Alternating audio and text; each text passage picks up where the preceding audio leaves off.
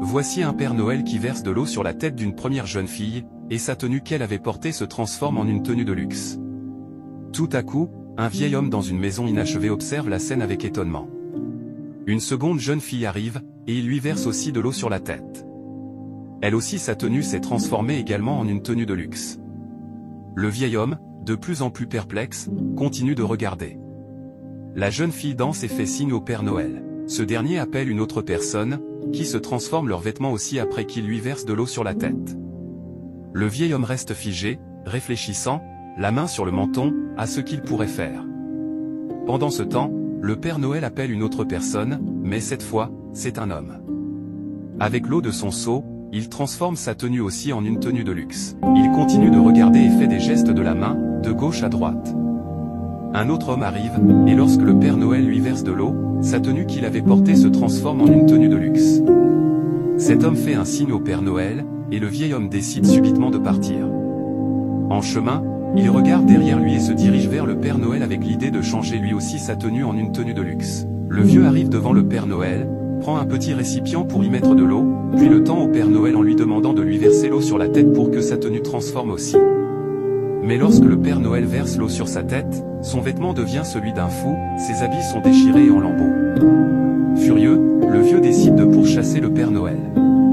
Il continue à le poursuivre jusqu'à attraper le seau contenant l'eau, qu'il renverse entièrement sur sa tête. Mais cette fois, son pantalon disparaît, et il se retrouve en caleçon. Voici une petite mendiante assise au bord d'une voie. Une femme passe devant elle, et la petite l'appelle pour lui demander quelque chose à manger. La femme regarde dans le sachet qu'elle tient en main, sort un pagne et le tend à la mendiante. Cette dernière prend le pagne, remercie la dame, et celle-ci lui dit que c'est gratuit. La mendiante pose son bol par terre et se concentre sur le pagne. Elle commence à le déplier et y trouve de l'argent. Surprise, elle jette un coup d'œil vers la dame, hésite, puis cache l'argent derrière elle. Cependant, une voix intérieure semble lui parler. Elle reprend l'argent, le remet dans le pagne, l'emballe soigneusement, fait un signe de croix, puis se dirige vers la dame. Arrivée près d'elle, la mendiante l'appelle en la touchant. La femme se retourne, et la petite fille lui montre le pagne, expliquant qu'elle y a trouvé de l'argent. Mais la dame lui répond que l'argent ne lui appartient pas. La petite insiste, mais la dame répète que l'argent n'est pas à elle. La femme veut partir, mais la petite l'appelle à nouveau. Agacée, la dame lui dit « Ce n'est pas pour l'argent. Arrête de me déranger. » Puis elle s'en va. La mendiante retourne à sa place, s'assied et réfléchit à ce qu'elle pourrait faire maintenant. Elle réfléchit à ce qu'elle fera maintenant. Elle déballe l'argent du pagne, le regarde, puis l'emballe à nouveau. Elle se lève et prend le chemin qui mène à la dame qui lui avait donné le pagne contenant l'argent. Arrivée près d'elle, elle la touche pour attirer son attention. La dame se retourne, et la petite commence à lui parler.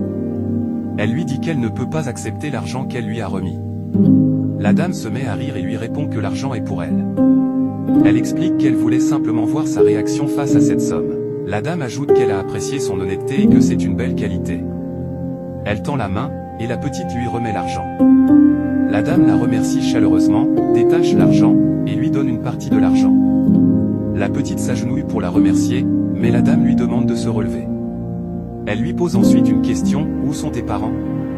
La petite répond que son père n'est plus là, que sa mère est malade, et qu'il lui est difficile de trouver à manger, ce qui l'a poussé à mendier. Abonnez-vous pour ne pas manquer les prochaines vidéos.